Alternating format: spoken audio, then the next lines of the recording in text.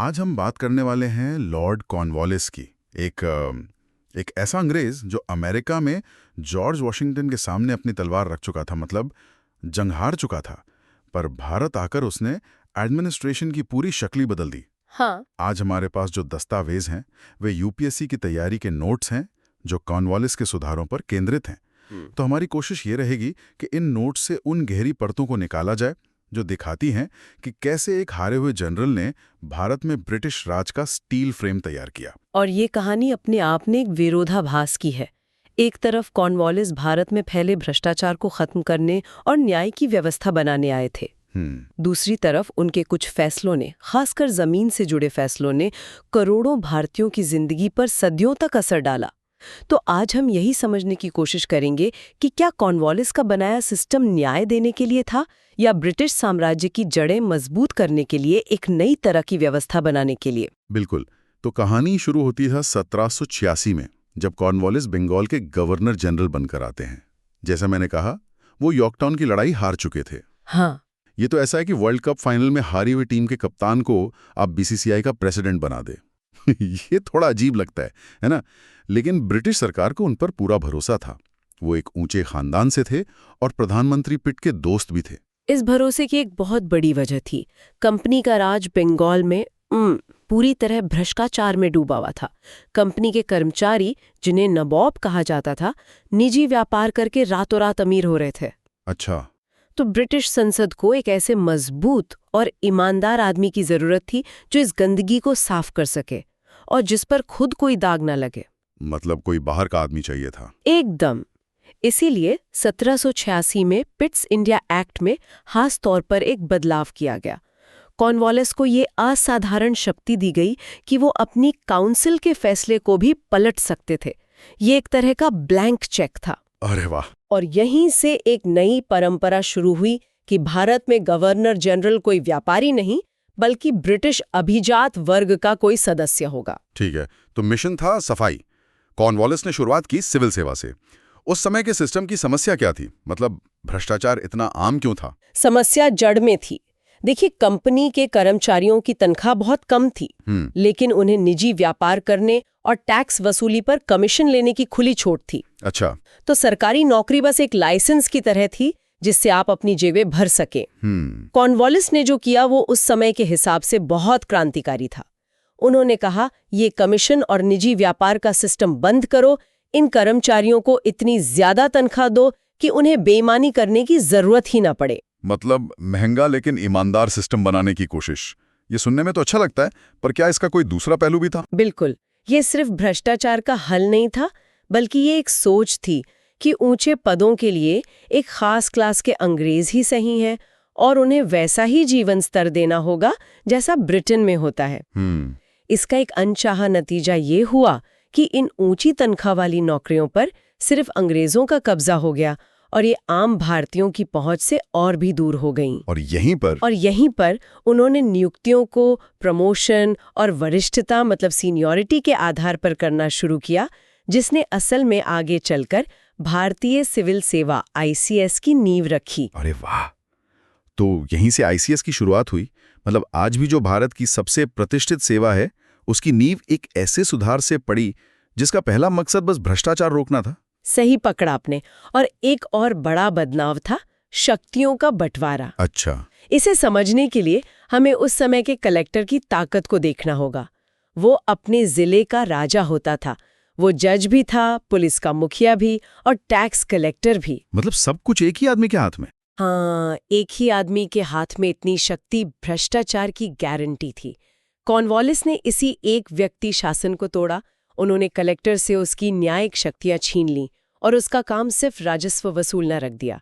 न्याय का काम अब नए जजों को दिया गया। ठीक है, तो प्रशासन तो साफ हो गया, शक्तियों का बंटवारा भी हो गया, लेकिन इन नए नियमों को, इस नए सिस्टम को लागू करने के लिए एक मजबूत कानूनी ढांचा भी तो चाहिए होगा। यहीं पर न्यायिक सुधारों की बात आती है ना? एकदम सही। और ये काम भी उतना ही बड़ा था। इसके लिए कॉर्नवालिस ने सर विलियम जोन्स जैसे विद्वानों की मदद ली। उन्होंने अदालतों का एक पूरा पिरामिड खड़ा कर दिया। पिरामिड जैसा? कैसे? हाँ, देखिए, सबसे नीचे थी मुंसिफ की अदालतें, जहां भारतीय जज बैठते थे। उनके ऊपर हर जिले में एक दीवानी अदालत जिसका जज एक यूरोपियन होता था। फिर इनके ऊपर अपील के लिए 4 प्रांतीय अदालतें, कलकत्ता, ढाका, मुर्शिदाबाद और पटना में, और सबसे ऊपर कलकत्ता में सदर दीवानी और सदर निजामत अदालत। ये जो ढांचा है ये देखने में तो बहुत व्यवस्थित लगता है, लेकिन इसमें एक बात साफ दिख रही है कि जैसे जैसे आप ऊपर जाते हैं भारतीयों की भूमिका खत्म होती जाती है और यूरोपियन नियंत्रण बढ़ता जाता है। यही इसका सार है। न्याय को जमीनी स्तर तक पहुंचाने का दावा था, लेकिन असली ताकत यूरोपियन हाथों में ही रखी गई। और कानूनों का क्या? कानूनों की बात करें तो दीवानी मामलों में हिंदुओं के लिए हिंदू कानून और मुसलमानों के लिए मुस्लिम कानून लागू होते थे, लेकिन आपराधिक मामलों में मुस्लिम कानून ही चलते थे, जिनमें कुछ सुधार किए गए थे। जैसे कॉर्नवालिस ने अंग भंग करने जैसी क्रूर सजाओं को खत्म कर दिया। ये सुनने में तो बहुत मानवीय और प्रगतिशील लगता है, लेकिन क्या इसका असली मकसद सिर्फ मानवता था या इसके पीछे ब्रिटिश शासन को एक सभ्य और उन्नत चेहरे के साथ पेश करने की रणनीति भी थी ताकि उनके राज को एक नैतिक आधार मिल सके? ये एक बहुत महत्वपूर्ण सवाल है। निसंदेह ये सुधार उस समय के हिसाब से प्रगतिशील थे, लेकिन ये ब्रिटिश श्रेष्ठता की भावना को भी दर्शाते थे। इन सभी सुधारों को 1793 में कॉर्नवालिस कोड के नाम से एक किताब में संकलित किया गया, और इसका सबसे क्रांतिकारी पहलू ये था कि ये शक्तियों के पृथक्करण के सिद्धांत पर आधारित था। इसका क्या मतलब हुआ आसान भाषा में? इसका मतलब था कि अब कानून का राज होगा, किसी व्यक्ति का नहीं। पहली बार सरकार कानून के ऊपर नहीं बल्कि कानून के दायरे में आ रही थी। अब एक सरकारी अफसर पर भी अपने काम के लिए मुकदमा चलाया जा सकता था। ये भारत के लिए एक बिल्कुल नई बात थी। ठीक है, तो सिविल सेवा और अदालतें तो बन गई, लेकिन इन कानूनों को जमीन पर लागू कौन करेगा? यहीं पर पुलिस का सवाल आता है, और कॉर्नवालिस का नजरिया यहाँ भी कुछ अलग था। हाँ, इससे पहले पुलिस का काम ज्यादातर जमींदारों के लोग ही करते थे, जो अक्सर बहुत दमनकारी होते थे। अच्छा। कॉर्नवालिस ने ये शक्ति जमींदारों से छीनकर जिला जज को दे दी। जिलों को थानों में बांटा गया। हर थाने का इलाका लगभग 20 वर्ग मील का होता था। ये थाना शब्द और व्यवस्था आज भी हमारी पुलिस प्रणाली का हिस्सा है। एक मिनट, ये तो बड़ा दिलचस्प है। हर थाने का इंचार्ज एक भारतीय अधिकारी होता था जिसे दारोगा कहते थे। जहां ऊंचे पदों से भारतीयों को लगभग बाहर कर दिया गया था, वहीं पुलिस जैसी महत्वपूर्ण जिम्मेदारी जमीनी स्तर पर एक भारतीय दारोगा को दी गई। क्या ये एक विरोधाभास नहीं है? बिल्कुल। इसके पीछे क्या वजह हो सकती है? ये एक बहुत बड़ा विरोधाभास था। शायद अंग्रेजों को लगा कि स्थानीय कानून व्यवस्था संभालने के लिए स्थानीय जानकारी वाला कोई भारतीय ही बेहतर होगा, और ये पद इतना बड़ा भी नहीं था कि इससे उनके शासन को कोई खतरा हो। पर ये चला नहीं है ना? नहीं, ये प्रयोग बुरी तरह फेल हुआ। हमारे स्रोत में इतिहासकार मार्शमैन का एक उद्धरण है जिसमें वो लिखते हैं कि दारोगा देश के लिए एक अभिशाप बन गया जिसके पास वसूली की असीमित शक्ति थी। ये तो सुधारों के बारे में एक कड़वी सच्चाई है।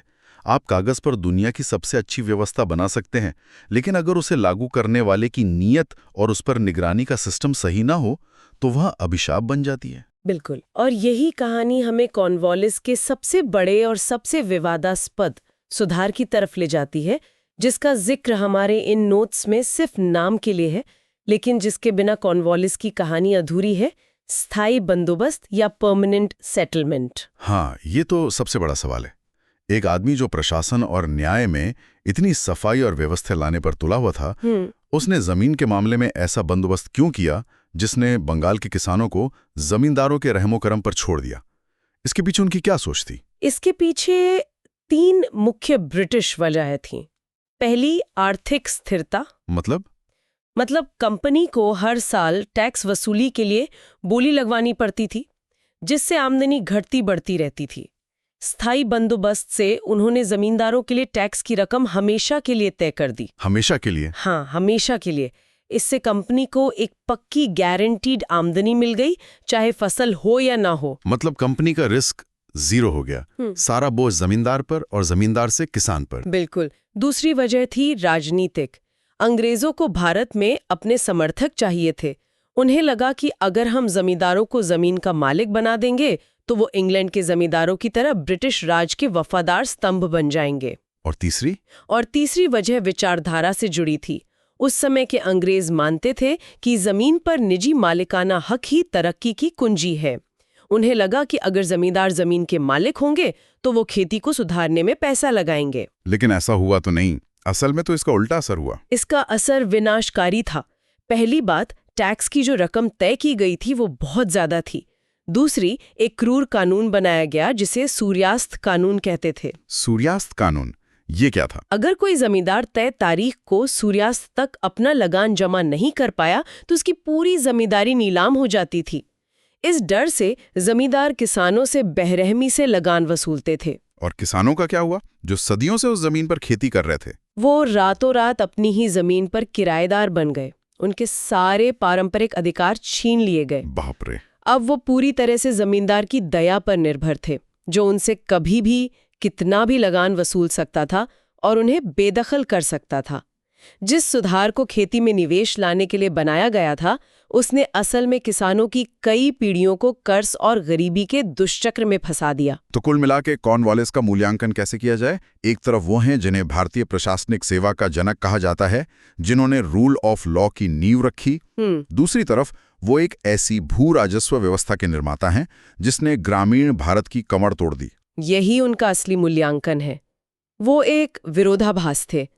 उनके प्रशासनिक और न्यायिक सुधार ठोस उपलब्धियां थीं, जिन्होंने एक ऐसा ढांचा तैयार किया जिस पर ब्रिटिश राज सदियों तक टिका रहा। उन्होंने सिर्फ युद्ध से नहीं, बल्कि संस्थाओं का निर्माण करके कंपनी की स्थिति को मजबूत किया।